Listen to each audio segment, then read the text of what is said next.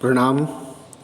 आज हम मांग वक्र का ढाल ऋणात्मक क्यों होता है समझेंगे, अथवा मांग के नियम के लागू होने के कारणों को समझेंगे। मांग का नियम लागू होने के क्या कारण हैं और मांग वक्र का ढाल ऋणात्मक क्यों होता है। इसके मुख्य कारण निम्नलिखित है। मांग वक्र लागू होने के कारण निम्नलिखित है। पहला, उपयोगिता हास्य नियम। उपयोगिता हास्य नियम लग जाता है इस वजह से। कैसे? मांग का नियम उपयोगिता हास्य नियम पर आधारित है। इस नियम के अनुसार उपभोक्ता द्वारा वस्तु की जितनी अधिक इकाइयाँ क्रय की जाएगी, उन इकाइयों से मिलने वाली सीमांत उपयोगिता क्रमशः घटती जाएगी। जैसे जैसे अगली इकाई का उपभोग करते जाएगा, उसकी सीमांत उपयोगिता कैसी होगी? घटती चली जाएगी। अतः कम मूल्य होने पर ही उपभोक्ता द्वारा वस्तु की मांग अधिक की जाएगी। इस प्रकार यदि उपभोक्ता को वस्तु की कम इकाइयाँ प्राप्त होती है तो उस वस्तु की उपयोगिता उसके लिए अधिक होगी। कम वस्तुएं मिलेगी तो उपयोगिता कैसी होगी? अधिक होगी, और वह वस्तु के लिए ऊंची कीमत देने को तैयार रहेगा। इस प्रकार उपयोगिता हास्य नियम मांग के नियम की व्याख्या करता है कि कम कीमत पर वस्तु की मांग अधिक तथा अधिक कीमत पर वस्तु की मांग कम हो जाती है। उपयोगिता हास्य नियम। दूसरा, प्रतिस्थापन प्रभाव। प्रतिस्थापन का भी मांग के नियम लागू होने पर प्रभाव पड़ता है। जब अन्य संबंधित वस्तुओं की कीमतें, जिस वस्तु की मांग हुई है उस वस्तु से संबंधित वस्तुओं की कीमतें अपरिवर्तित रहती है,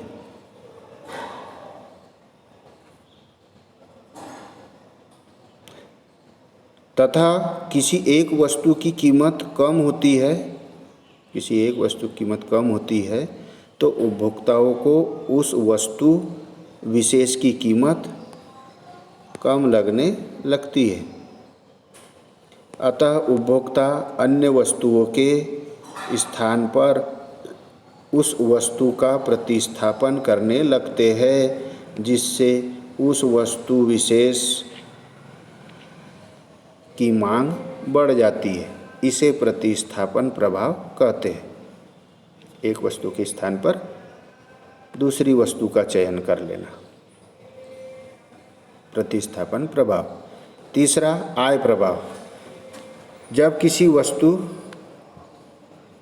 की कीमत कम होती है, तो उपभोक्ता को उस वस्तु की उतनी ही मात्रा उपभोग करने हेतु अब कम मुद्रा व्यय करनी पड़ती है। इस प्रकार उपभोक्ता की वास्तविक आय में वृद्धि हो जाती है। इस आय में हुई वृद्धि को उपभोक्ता उसी वस्तु की अधिक मात्रा खरीदने पर व्यय कर सकता है। चौथा, क्रेताओं की संख्या में वृद्धि या कमी हो जाए। मांग नियम लागू होने का कारण या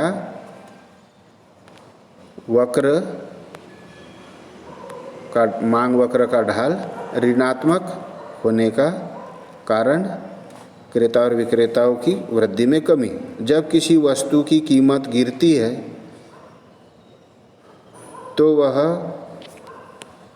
क्रेता जो पहले इस वस्तु का क्रय नहीं कर पा रहे थे, अब इस वस्तु का क्रय करने लगते हैं, जिससे वस्तु की मांग बढ़ जाती है।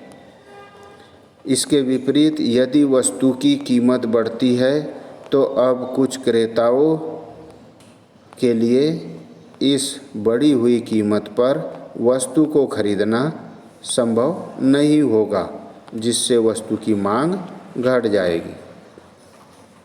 अगला प्रश्न, मांग नियम के अपवाद कौन कौन से हैं? तो मांग नियम के अपवाद में सबसे पहले आता है गिफिन का विरोधाभास। गिफिन क्या कहता है?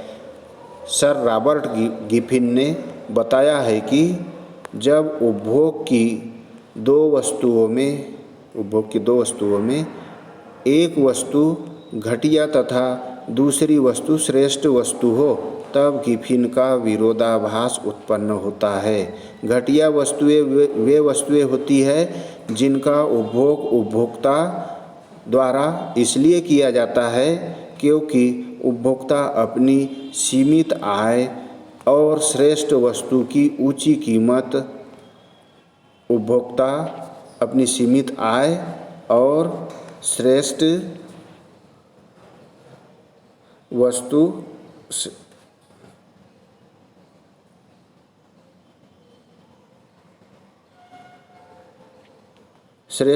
की ऊंची कीमत के कारण कम कीमत वाली वस्तु का उपभोग करता है।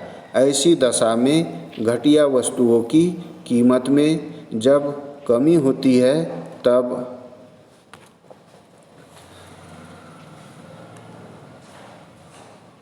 उपभोक्ता कीमत घटने के कारण सृजित अतिरिक्त क्रय शक्ति से अच्छी वस्तु का उपभोग बढ़ा देता है तथा घटिया वस्तु का उपभोग घटा देता है।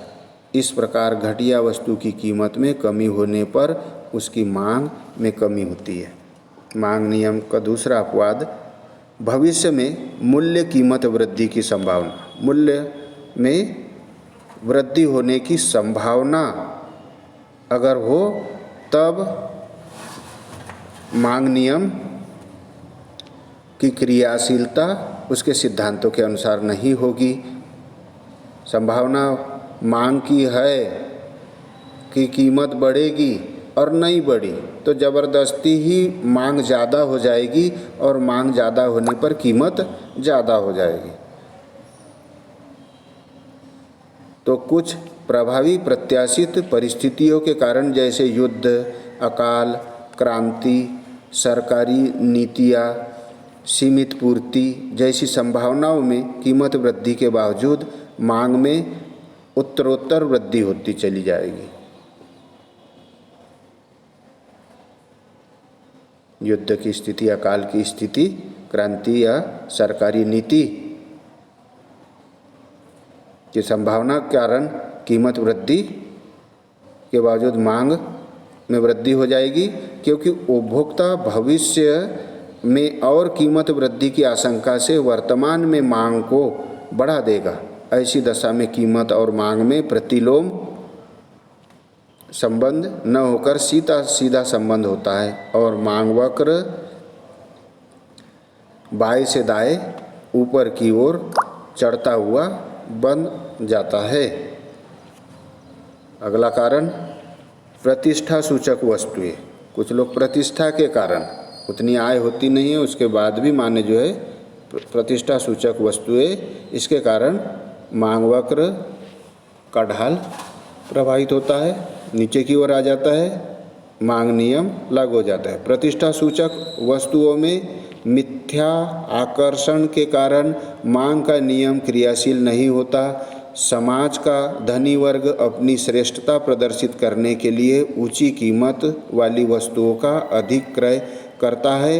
हीरे, जवाहरात, बहुमूल्य आभूषण, कीमत, कलाकृतियाँ आदि वस्तुओं की मांग पर कीमत परिवर्तन का प्रभाव नहीं पड़ता। वास्तविकता तो यह है कि इन वस्तुओं की कीमतों में जैसे जैसे वृद्धि होती जाती है, धनी वर्ग मिथ्या आकर्षण के वशीभूत होकर इन वस्तुओं की मांग भी बढ़ाती है। चौथा कारण है उपभोक्ता की अज्ञानता। जब उपभोक्ता अपनी अज्ञानता के कारण ऊंची कीमत देकर यह अनुभव करता है कि उसने अधिक टिकाऊ एवं श्रेष्ठ वस्तुएं ऊंची कीमत मांग को प्रभावित नहीं करती। इसके अतिरिक्त जब किसी वस्तुओं की कीमत घटाई जाती है तब उपभोक्ता अपनी अज्ञानता के कारण कम कीमत वाली वस्तुओं को घटिया समझकर उपभोग नहीं करता। ऐसी दशा में कीमत घटने पर उपभोग अधिक होने के स्थान पर कम हो जाता है और मांग का नियम क्रियाशील नहीं होता।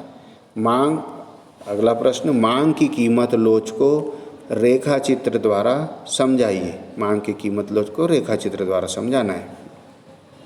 मांग की लोच के विभिन्न प्रकार या उनकी श्रेणियों को उपयुक्त रेखा चित्र की सहायता से समझाइए। तो मांग की लोच क्या है? मांग की लोच कीमत में थोड़े से परिवर्तन के फलस्वरूप, कीमत में कितना परिवर्तन हुआ? थोड़ा। उसके फलस्वरूप मांग की मात्रा में होने वाले आनुपातिक परिवर्तन की माप है। मांग की लोच में किसमें परिवर्तन?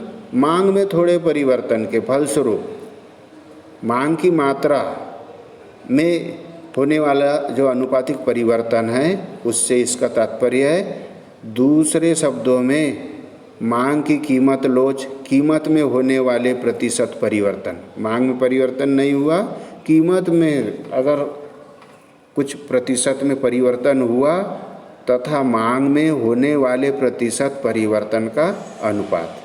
मांग में अगर परिवर्तन हुआ तो कीमत में होने वाले परिवर्तन का अनुपात, और कीमत में परिवर्तन हुआ तो मांग में होने वाले परिवर्तन का अनुपात ही मांग की लोच कहलाती है।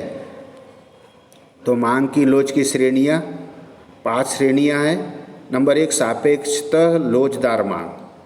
जब किसी वस्तु की कीमत में परिवर्तन होने के फलस्वरूप उसकी मांग में अधिक आनुपातिक परिवर्तन हो जाता है। कीमत में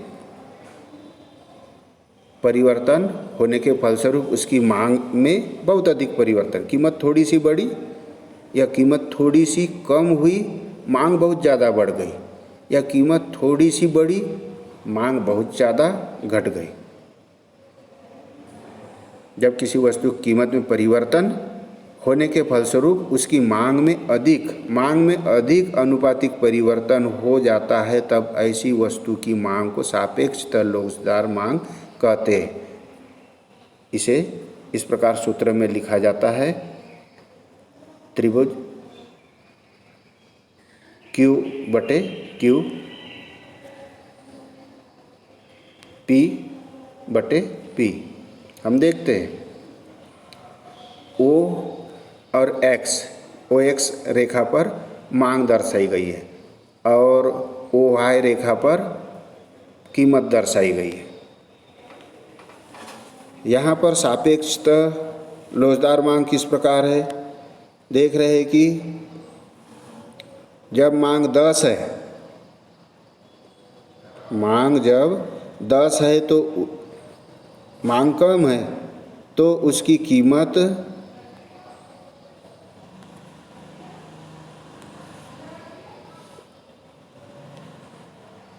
अधिक है। कीमत अधिक होने पर उसकी मांग कम है ना। यहाँ पर देख रहे हैं हम दूसरा वक्र, थोड़ी सी कीमत कम हुई, P से P1 है ना। P1 पर कीमत 5 रुपये है, P1 पर कीमत 5 रुपये है तो मांग 10 है और P1 यानी कीमत जब 4 रुपये हुई, 1 रुपये कीमत कम हो गई, तो देखने में आ रहा है कि उसकी मांग 11 होने की अपेक्षा 15 हो गई। मांग में अधिक परिवर्तन हो गया। तो ये DD वक्र जो है यह हमें दिखा रहा है एक बिंदु A है और ये दूसरा B है। जब कीमत थोड़ी ज़्यादा थी तो मांग बहुत कम थी और जब थोड़ी सी कीमत कम हुई तो उसकी मांग एकदम से बढ़ गई। दूसरा, सापेक्षता बेलोजदार मांग। जब किसी वस्तु की कीमत में परिवर्तन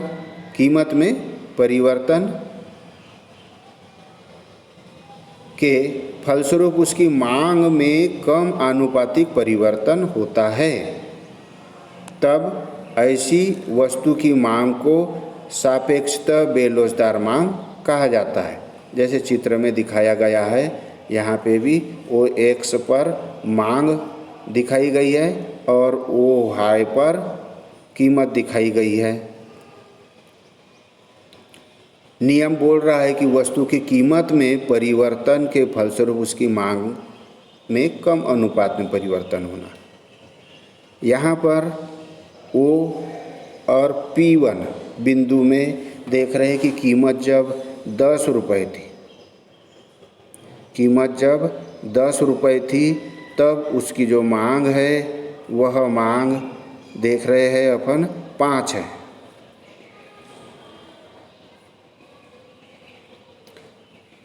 और जिस समय पर कीमत 2 रुपये हो गई, वस्तु की कीमत 2 रुपये हो गई, तो इसकी मांग बहुत ज़्यादा बढ़ जाना था क्योंकि कीमत बहुत ज़्यादा घट गई। परंतु देखने में आ रहा है कि मांग जो है वह बहुत कम मात्रा में वृद्धि हुई। यह डी वक्र जो है यह दिखा रहा है कि यहाँ पर देखिए कितनी मात्रा में कीमत कम हुई और मांग कितनी सी बढ़ी। इकाई लोचदार मांग। जब किसी वस्तु की कीमत में परिवर्तन के फलस्वरूप उसकी मांग में भी उसी अनुपात में परिवर्तन होता है, तब ऐसी वस्तु की मांग को इकाई लोचदार मांग कहा जाता है। अर्थात कीमत का अनुपातिक परिवर्तन बटे ए बराबरी से मांग का अनुपातिक परिवर्तन। कोण देख रहे P बटे P बराबरी से त्रिभुज Q बटे Q, त्रिभुज P बटे P बराबर से त्रिभुज Q बटे Q। यहाँ हम देख रहे हैं परिभाषा बोल ही रही है कि कीमत इकाई लोचदार मांग क्या होगी कि वस्तु की कीमत में परिवर्तन के फलस्वरूप उसकी मांग में भी उसी अनुपात में परिवर्तन होता है। इकाई के बराबर इकाई, जितनी मात्रा में कीमत में परिवर्तन उतनी ही मात्रा में मांग में परिवर्तन। यहाँ चित्र में देखिए ओ एक्स पर मांग दर्शाई गई है, ओ वाई पर कीमत दर्शाई गई है। जब कीमत देख रहे हैं हम P1 है, तब उसकी मांग PQ है। और जब कीमत में वृद्धि होती है, P2 कीमत होती है, तो जितनी मात्रा में ये एरो का चिन्ह जो है यह बता रहा है जितनी मात्रा में कीमत बढ़ी उतनी ही मात्रा में यह पंक्ति दर्शा रही है कि उतनी ही मात्रा में उसकी मांग भी कम हुई। जितनी मात्रा में कीमत बढ़ी उतनी मात्रा में ही उसकी कीमत भी बढ़ी। डी वक्र जो है यह मांग वक्र दोनों बिंदुओं को बता रहा है कि इकाई में किस प्रकार से परिवर्तन हो रहा है। इसे कहते हैं इकाई लोचदार मांग। चौथा, पूर्ण बेलोचदार मांग। पूर्ण बेलोचदार मांग में जब किसी वस्तु की कीमत के परिवर्तन के फलस्वरूप उसकी मांग में कोई परिवर्तन नहीं होता, तो ऐसी मांग को पूर्णतः बेलोचदार मांग कहते हैं। कीमत में परिवर्तन हो, उसकी मांग में कोई परिवर्तन नहीं हुआ। कैसे देखिए, यहाँ पर ओ एक्स पर मांग और ओ वाई पर कीमत दिखाई गई है। यहाँ पर देख रहे हम कि जब P2 कीमत थी तब भी उसकी मांग जो थी वह D थी। उसकी मांग यहाँ दिख रही है ना, इतनी थी, और कीमत में वृद्धि होने पर उसकी मांग वही की वही है। यहाँ पर खड़ी रेखा में पूर्ण बेलोचदार मांग है। पांचवा, पूर्ण लोचदार मांग। जब किसी वस्तु की कीमत में नगण्य परिवर्तन होने पर, कीमत में नगण्य परिवर्तन होने अथवा बिल्कुल परिवर्तन न होने, कीमत में कुछ भी परिवर्तन नहीं हुआ पर भी मांग में अत्यधिक परिवर्तन होता रहता है, तब ऐसी वस्तु की मांग को पूर्णतः लोचदार मांग कहा जाता है। ऐसी मांग की दशा में वस्तु की अति सूक्ष्म मूल्य वृद्धि भी उसकी मांग को शून्य कर देती है।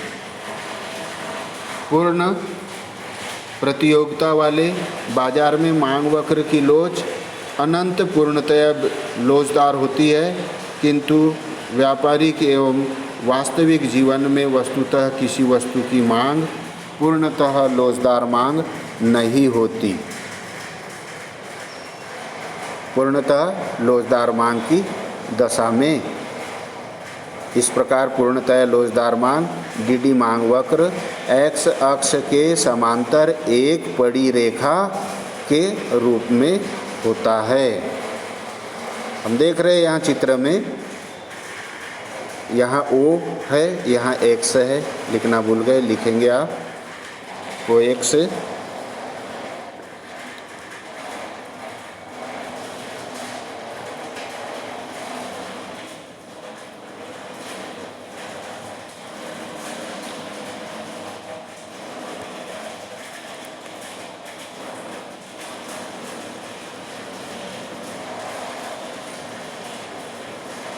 यहाँ O है और यहाँ X है। यहाँ ये Y है, OY, OX पर मांग दर्शाई गई है और OY पर क्या दिखाएंगे? कीमत। यहाँ कीमत दिखाई गई है।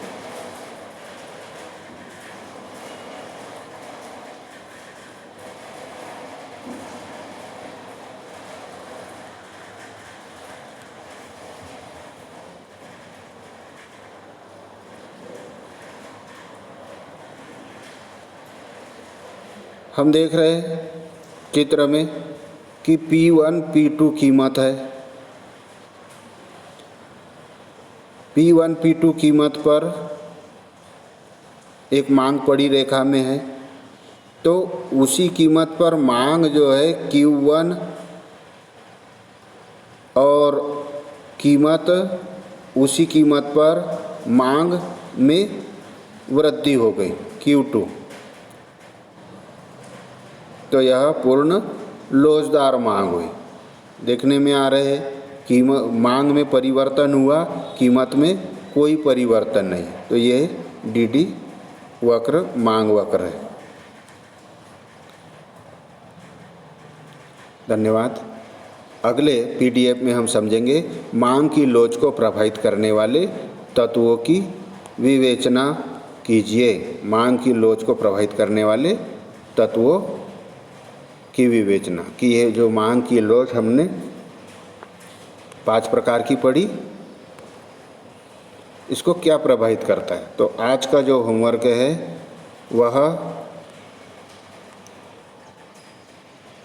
मांग नियम के अपवाद लिखिए। मांग नियम के अपवाद याद करना है आपको। धन्यवाद।